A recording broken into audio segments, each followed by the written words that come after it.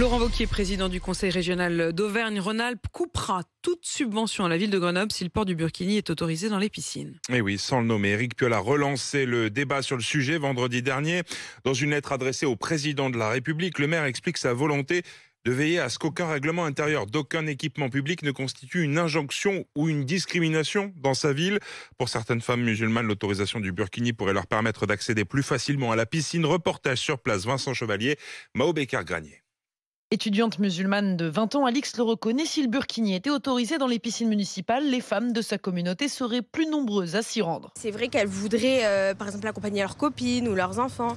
Donc c'est sûr que ça peut être un frein. Ça va se remplir s'ils l'autorisent. Et au-delà du règlement modifié, ce serait un signe d'ouverture envoyé par les autorités. On dit souvent que les femmes voilées, elles ne sont pas assez impliquées dans la société, elles ne sont pas représentées dans le milieu du sport ou autre.